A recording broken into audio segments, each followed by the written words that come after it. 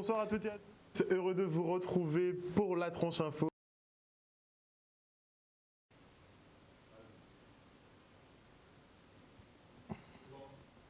Bonsoir à toutes et à tous, heureux de vous retrouver pour la tranche info en direct sur votre antenne Canal 10 Télévision. J'espère que vous avez passé un bon week-end. Et au programme de cette soirée, eh bien, Info 10, le journal local et régional qui sera suivi du Focus, une heure de débrief sur l'actualité locale. Et ce soir, je recevrai des sentinelles comme effectivement la maître de conférence, Madame Pamela Aubertan, ou bien notre sociologue préféré, Monsieur Raymond Otto. On parlera des conséquences psychosociologiques qu'a eu le confinement, mais toute la gestion de crise Covid-19 sur notre société. Nous parlerons aussi de la loi de sécurité globale et de la possible vaccination obligatoire. Ce sera après la coupure pub de 19h, mais pour l'instant, place à l'actu.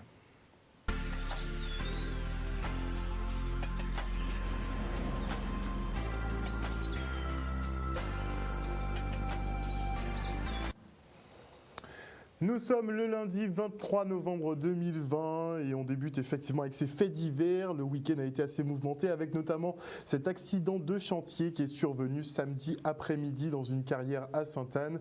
Alors qu'il conduisait sa pelle mécanique, un ouvrier de 33 ans a été surpris par un éboulement. Un énorme rocher est venu se loger directement dans la cabine de pilotage, compressant sa cuisse et sa jambe gauche. Rapidement dépêchés sur place, les pompiers arriveront quand même à l'extraire au bout de 4 heures, en le laissant sous sédatif bien évidemment.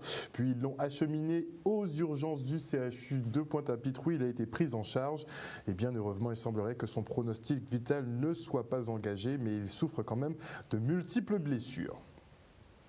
Et on note également qu'une jeune fille de 17 ans s'est crachée sur la piste de l'aéroport du Rézé.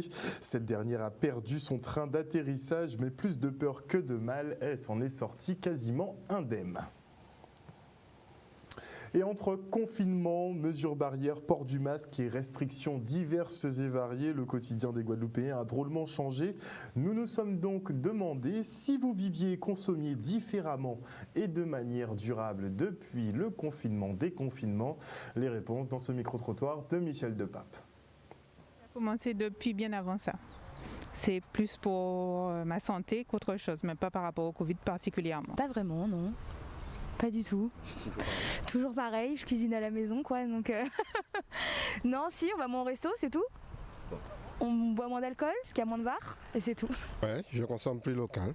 Je vais volontiers vers les agriculteurs, vers les produits locaux. J'évite les grands magasins comme ça. J'y vais à cette heure-là quand il n'y a pas beaucoup de monde. Oui, étant donné qu'on évite d'y aller souvent dans les grandes surfaces, dans les grands magasins. Donc on achète plus de produits pour éviter d'y aller plus souvent.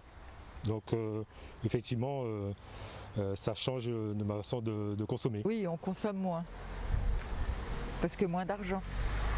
Évidemment, je consomme plutôt local en ce moment. Non, pas du tout, non. Pourquoi ? Parce qu'on fait des fruits et légumes au jardin, on prend au jardin. Après on vient dans les magasins quand on a vraiment besoin, quoi. Mais sinon, non, comme d'habitude. Est-ce que j'ai changé ma manière de vivre? Non, puisque je n'étais pas quelqu'un qui sortait particulièrement, donc ça n'a rien changé dans ma manière de vivre, pas du tout. Obligatoirement, bien sûr, on respecte ce qui a été décidé, ce qui est tout à fait logique. Mais sinon, non, parce que je trouve qu'ici, les gens sont corrects, ça se passe bien. Et puis on est à l'air, on a de la chance. On est bien plus avantagé que les gens qui sont en métropole. Pas spécialement, rien de particulier, non, rien. À part le masque ? Le masque, oui, effectivement, le masque, toujours le masque, obligatoire. Et c'est mon pas mettre parce que c'est important. Gel hydroalcoolique ? Aussi, dans la voiture, partout dans les magasins, systématiquement quand on sort du magasin. Juste pour, quand on entre, peut-être pas, mais on préfère partir sans microbes là qui mènent dedans. Pas vraiment. Je sors avec les mesures de précaution, mais je sors. Je suis pas une fêtarde. Ça me gêne pas d'être chez moi. À part le masque, ouais, qu'on est obligé de mettre dans les magasins, c'est tout, mais autrement je vis pareil. Forcément, parce que là il faut faire attention à soi, mais aussi aux autres. Donc aussi, il faut pour éviter qu'on soit contaminé et contaminer nos chairs, Donc on vit d'une façon différente. On est obligé. Au niveau du travail, pas vraiment. Comme je suis kiné, je travaille toujours. Nous, on était toujours autorisés à travailler. Donc finalement, non. Mais si, on voit quand même moins ses amis. On essaie quand même de faire attention parce que même si on est jeune, il faut penser un peu à nos anciens qui, eux, sont plus touchés quand même par le Covid. Retour maintenant sur le beau cantage de l'association des jeunes de Saint-Félix sur le retour au jardin Bocase. Toutes les strates de la société guadeloupéenne emboîtent le pas pour un mode de production et de consommation qui nous représente plus le mode de consommation de nos grands-parents, tout simplement. Regardez.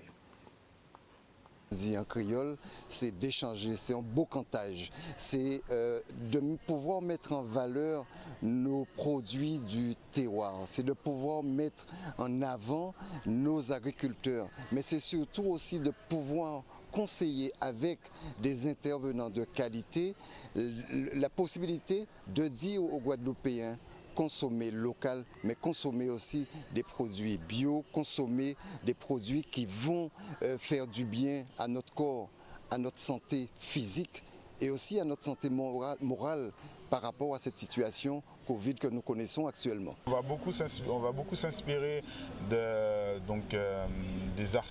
d'articles scientifiques, de recherches scientifiques pour la théorie et pour la pratique de pratiques ancestrales.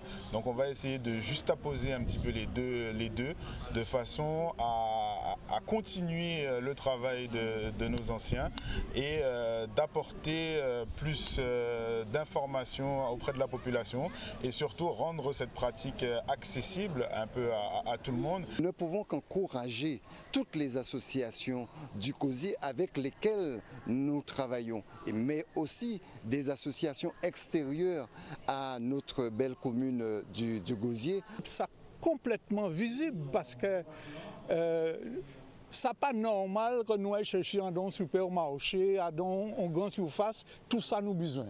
Alors nous avons dit que nous avons que de plus en plus, on acharnement même à planter. Planter ça nous avons manger ça nous avons planter. Et nous avons commencé depuis le départ, nous avons planté cive, persil, thym. En dit dans la case nous avons créé son jardin en case. À l'entour de la case là, nous avons planté tout ça qu'il faut comme légumes et d'arrêt alimentaire, racines, fruits, etc. pour nous satisfaire besoins alimentaires en nous. L'association Capouboua et Manger qui veut effectivement arriver à une certaine autosuffisance alimentaire. Et après les chantés Noël, le carnaval et la fête en général, eh bien préparez-vous à renoncer aux joues à tradition. Ce rendez-vous incontournable des producteurs locaux n'aura pas lieu cette année, bien que nous soyons à 8 semaines de baisse consécutive de circulation du Covid, que les charges virales sont moindres en plein air et que les visiteurs peuvent être masqués. Le préfet a quand même décidé de l'interdire. Ceci étant, vous pourrez toujours vous entasser dans des grandes surfaces closes sans aucun souci. Et notons que maintenant, la filière des coachs sportifs s'organise, puisque régulièrement en manque de professionnels, le groupe Fitness Park s'est lancé dans une phase de recrutement-formation. Le reste en images. On se retrouve aujourd'hui pour une session de job dating toute la journée où on a invité 90 jeunes de 18 à 24 ans pour passer les entretiens classiques et aussi des entretiens physiques, donc c'est plutôt ludique que physique, pour entrer en apprentissage pour préparer le BPGEPS des métiers du sport. Car nous sommes à la recherche continue de jeunes coachs sur le territoire guadeloupéen. Donc on a pris position de lancer une grande communication et une grande partie de recrutement de contrats d'apprentissage pour les métiers du sport.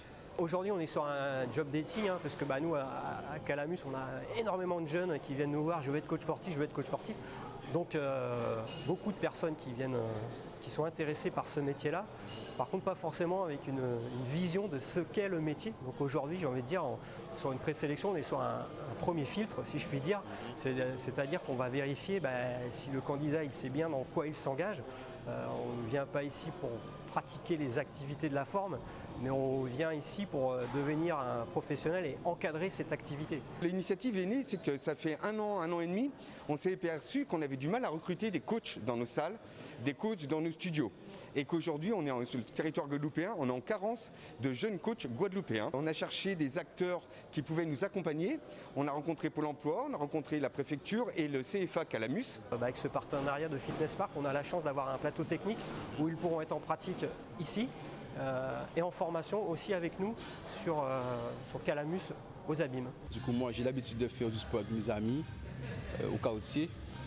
Et c'est plutôt moi qui les motivais, genre, on va dire, pas tous les jours, mais c'est moi qui avait la force de motiver mes amis. Donc du coup, je me suis dit pourquoi pas venir dans cette formation pour voir ce que je vaux en coaching. On n'embauche pas des coachs, on recrute des jeunes où on ressent d'abord une motivation pour le métier et aussi est-ce qu'ils ont bien compris le métier. Et ce qui nous intéresse sur la partie sportive, c'est, j'ai presque envie de dire, leur enthousiasme. Est-ce qu'ils gardent le sourire malgré que 4-6 minutes de corde à sauter, ça devienne physique? Est-ce qu'ils gardent l'enthousiasme? Est-ce qu'ils sont encore capables de nous raconter une blague, de chanter avec le coach? Garder en fait, découvrir ce que pour plus tard, ils auront cette relation client, cet engagement avec le client à participer, à avoir du sourire. Et surtout, on sait très bien que le coach de demain, ça sera aussi un commerçant parce qu'il devra se vendre ses cours. Donc alors nous, on sera là pour le former, mais déjà, est-ce qu'il y a cette empathie à échanger avec les autres? Et c'est ce qu'on va essayer de découvrir sur la partie cardio avec la corde à sauter et les 3 coachs qui sont présents en salle de sport. 3 ans après le passage de l'ouragan Maria, qui avait fait pas mal de dégâts quand même sur l'archipel, eh bien la piscine de Rivière-des-Pères est de nouveau opérationnelle. Les travaux ont été retardés, le temps de boucler les financements et que la région mette son petit grain de sel. Les 1500 usagers du Sud Basse-Terre, en tout cas, pourront enfin retrouver leur équipement sportif. Regardez. 3 ans quand même, mettez-vous à la place de ces jeunes qui sont obligés d'aller apprendre à nager dans la mer à Rivière-Sens. D'autres qui ne peuvent pas se déplacer parce qu'ils n'ont pas de moyens de locomotion. Ça a pris du temps, c'est vrai, parce que au départ, on nous avait demandé à remettre aux normes cette piscine.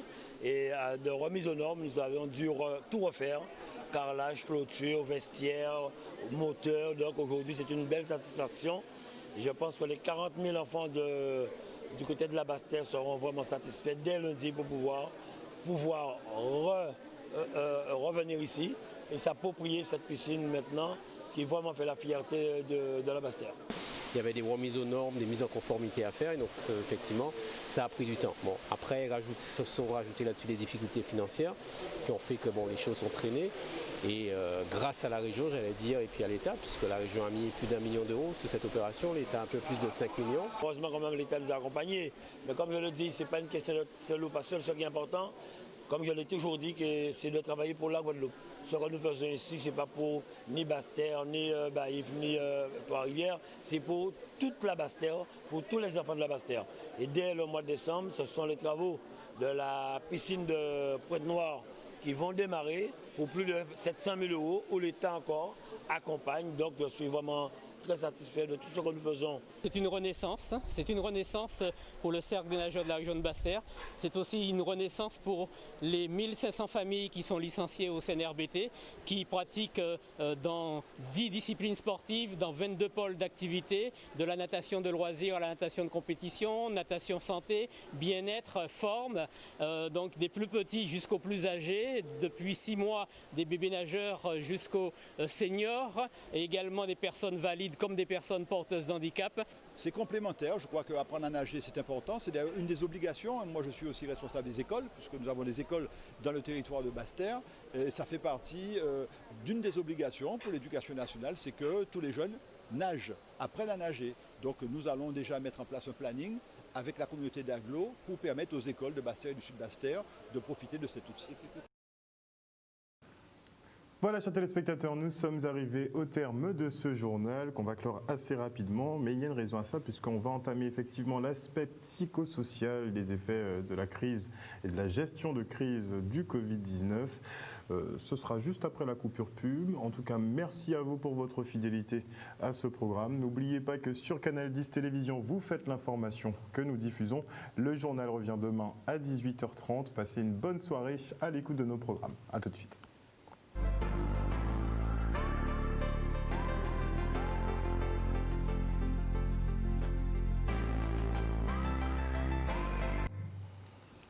Donc comme je vous le disais, à venir dans la tranche info sur Canal 10, le focus, 1 heure de débrief sur l'actualité locale. Et on a beaucoup à faire ce soir, puisque avec Raymond Otto, notre sociologue, nous allons voir un peu les conséquences psychosociales de la gestion de crise Covid-19 sur les Guadeloupéens. Nous allons également parler de la loi de sécurité globale et des articles et amendements qui ont été insérés notamment par la République En Marche et qui permettent la vidéosurveillance par exemple par drone sur les espaces publics, ou bien qui interdit de filmer le visage de policiers dans l'exercice de leurs fonctions. On en parlera notamment avec notre universitaire Pamela Aubertan, mais aussi de la vaccination qui risque d'être obligatoire. En tout cas, le gouvernement français a déjà passé des commandes pour des bons paquets de millions de doses. On verra comment on se dépatouille de tout ça.